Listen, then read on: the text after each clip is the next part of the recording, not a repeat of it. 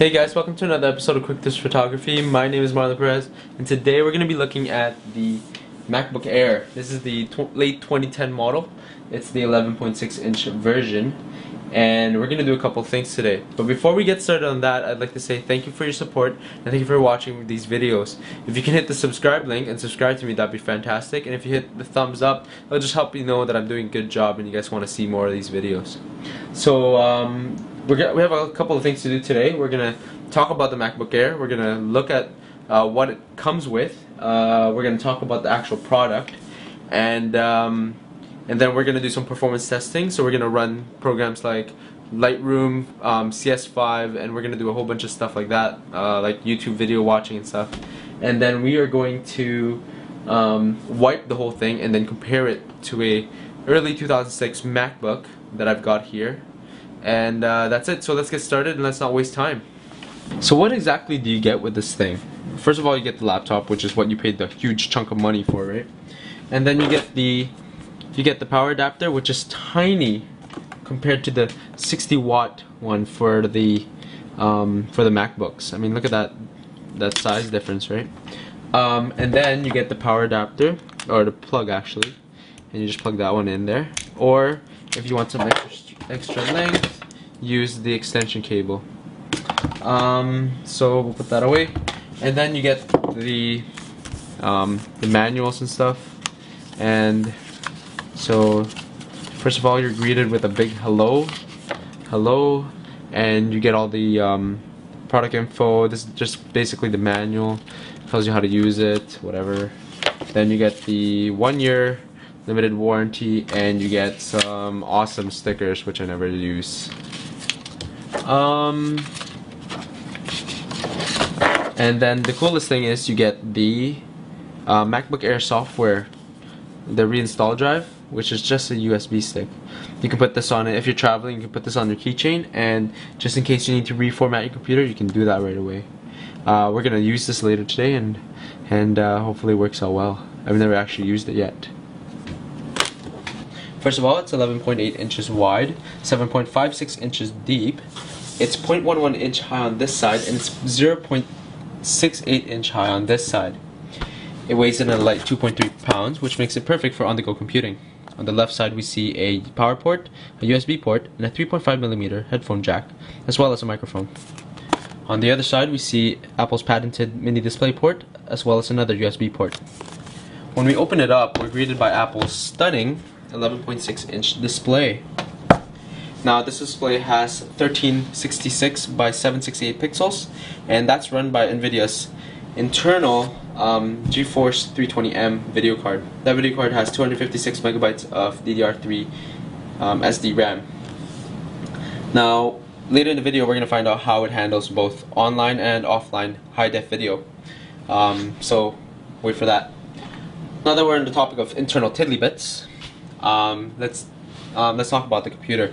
The base model comes with 1.4 gigahertz, with a 1.4 gigahertz Intel Core 2 Duo processor with 64 gigs of flash storage and 2 gigs of RAM.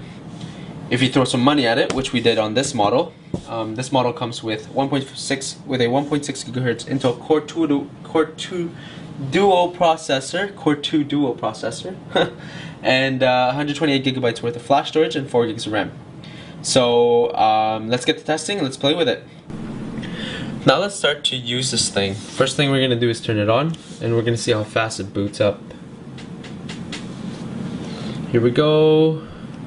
See the Apple logo, and then you'll start to see the whole twirly thing. And now we're almost, now we're fully loaded. Now to start things off, we're gonna go to Safari, and we're gonna go to YouTube, and we are going to load my video, which is our 1080p test sample video. And for those who want to use the 1080p test video to test their computer, I would definitely tell you go ahead.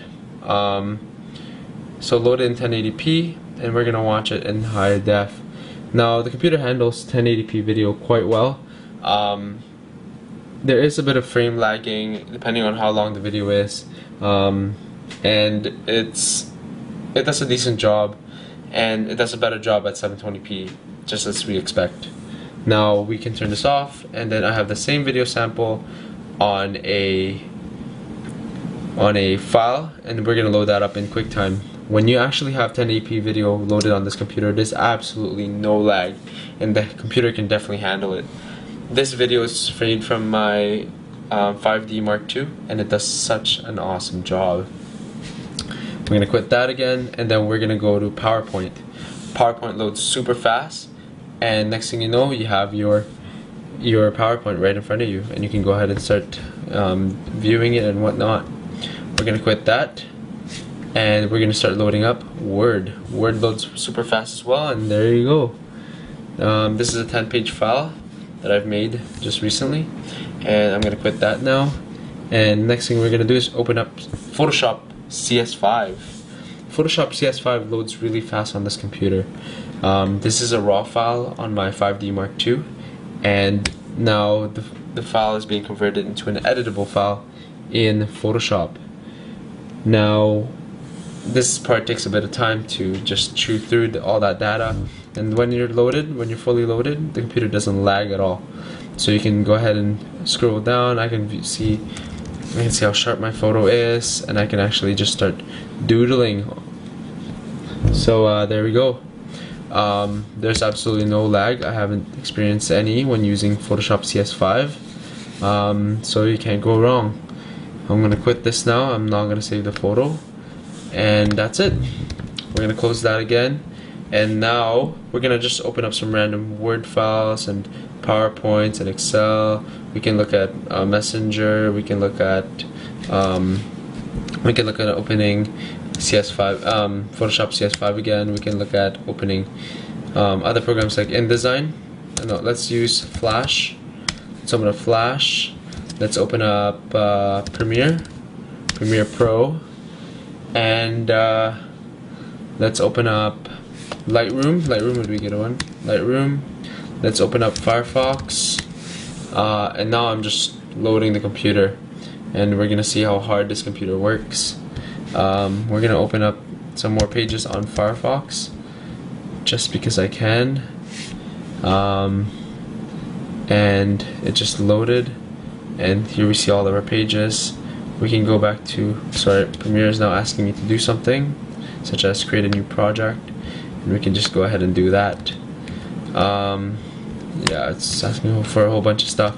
Flash is already loaded. We can load up InDesign, and the computer actually handles all of this stuff really well, and which is actually quite surprising.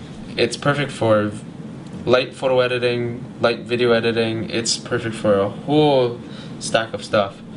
Now it's perfect for people who are always commuting, people who are always on the go, people who travel. It's a light laptop that you can use, and it's actually really powerful, and more powerful than a lot of people imagine. We're gonna quit all these programs. As you can see, they're all quitting right now, and we're gonna ask Firefox is asking us to save and quit, and then we're just gonna shut it down. Shutting down is fast, and the reason why we see all this performance from this computer is because of that SSD drive. That SSD is able to load programs and load files a lot faster than the conventional computer that runs on a hard disk. And that's pretty much it. Now the next test would be to use the USB restore thumbstick, and let's get to that one.